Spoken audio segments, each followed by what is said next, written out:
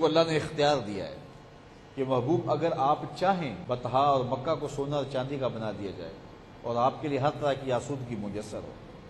حضور نے آگے سے جواب میں اللہ کی بارگاہ میں عرض کیا، مالک میں تو چاہتا ہوں ایک دن کھانا ملے اور ایک دن فاقہ ملے۔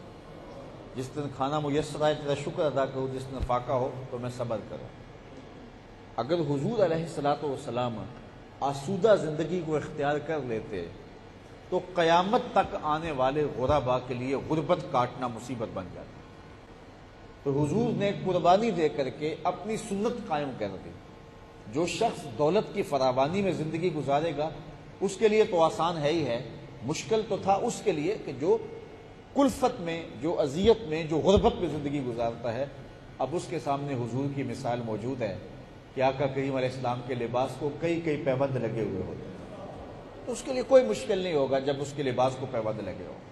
اگر کبھی فاقہ آ جاتا ہے تو وہ حضور علیہ السلام کے بطن اقدس کے اوپر بندھے ہوئے پتھروں کا جب خیال اور تصور آئے گا تو وہ فاقہ کاٹنا مستی سے ہوگا کہ یہ تو حضور علیہ السلام کی سنت ادا ہو رہی ہے۔ اور اگر یہ مثال اس کے سامنے نہ ہو حضور علیہ السلام کے فقر و فاقے کی، تو پھر بتاؤ اس کے پیبند اس کے لیے کس قدر تکلیف دہ ہوں گے اور اس کے فاقے اس کے لیے کس قدر تکلیف دہ ہوں گے۔ تو جھونپڑوں میں رہنے والے اور اذیت کی زندگی گزارنے والے اور غربت اور کلفت میں زندگی گزارنے والے ایک ایسی مثال پاتے ہیں جس مثال سے ان کو راحت پہنچتی ہے، ان کو سرور آتا ہے اور وہ اپنی زندگی گزارتے ہیں۔ تو ہمارے صوفیاء نے بھی اپنی زندگیاں سادے انداز سے گزار کر کے لوگوں کے لیے ایک روشن مثال قائم کی۔ اس لیے جو قوموں کے رہنما ہوتے ہیں ان کو اپنی زندگیوں کو ہمیشہ سادہ رکھنا چاہیے تاکہ باقیوں کے لیے ایک نمونہ اور ایک احساس موجود ہو۔ اب ہمارے صوفیاء کرام کی زندگیاں دیکھ لیں، انہوں نے لوگوں کو کس قدر اذیتوں سے بچانے کے لیے کوشش کی اور اپنے آپ کو کتنی مشقتوں میں اور تکلیفوں میں ڈالا ہے۔ حاتم اسم ایک بزرگ گزرے ہیں، اسم عربی میں اس کو کہتے ہیں جو کانوں سے بہرا ہو۔ حضرت حاتم کانوں سے بہرے نہیں تھے، لیکن ہوا اس طرح کہ ایک دن آپ کی مجلس میں ایک خاتون آئی اور اس نے کوئی آپ سے بات کرنی تھی، لیکن بیٹھتے بیٹھتے اس کی ہوا خارج ہو گئی۔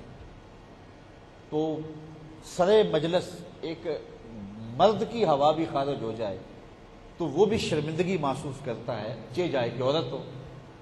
تو جب حضرت کے سامنے ہوا خارج ہوئی تو اسے بڑی شرمندگی ہوئی، دل ہی دل کے اندر وہ پانی پانی ہوئی جا رہی تھی کہ حضرت میرے بارے کیا سوچیں گے۔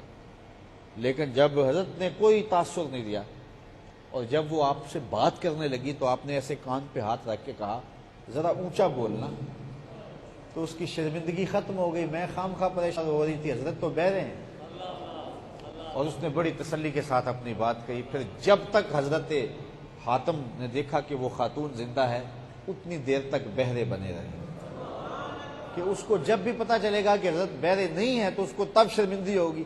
اس کو اس شرمندگی سے بچانے کے لیے ساری زندگی تکلف میں کاٹ دی اور ساری زندگی یہی تاثر دیا کہ میں بہرا ہوں۔ تو اس لیے حضرت حاتم کو حاتم اسم کہتے ہیں کہ بہرا حاتم، حالانکہ وہ بہرے نہیں تھے، لیکن اس لیے کہ اس عورت کو تکلیف سے، شرمندگی سے، ہم تو کسی کی بے عزتی کر کے خوشی محسوس کرتے ہیں نا کہ ہم نے اس کو نیچے لگا لیا، ہم اس کو رسوا کر لیا، ہم نے اس کو ذلیل کر دیا۔ یہ کوئی انسانی کمال نہیں ہے، یہ حیوانی جذبات ہے کہ وہ کسی کی تذلیل کر کے بندہ خوشی پائے، کسی کو بے عزت کر کے بندہ خوش ہو۔ یہ کوئی انسانی کمال نہیں ہے۔ تو کسی کو راحت دے کے خوشی ہونی، یہ انسانی جذبے ہیں اور یہ انسانیت ہے کسی شخص کے اندر جو دیکھی جا سکتی ہے۔ تو کوئی شخص ذلیل ہو رہا ہو تو جو بندہ خوش ہو رہا ہو تو سمجھو کہ یہ انسانی طور پہ کمزور شخص ہے۔ کسی کی ذلت سے جس کو خوشی ہو رہی ہو، کسی کے بے آبرو ہونے سے کسی کو خوشی ہو رہی ہو تو سمجھو کہ یہ انسانی طور پہ کمزور شخص ہے۔ تو جس کے انسانی جذبے بیدار ہیں اور جس کے اندر انسانیت رکھی گئی ہے تو وہ کسی کو خوشی میں دیکھ کے خوش ہوتا ہے، کسی کو اذیت میں دیکھ کے اذیت میں مبتلا ہو جاتا ہے، اور کسی کو اذیت میں دیکھ کے جو ہے وہ خوش نہیں ہوتا۔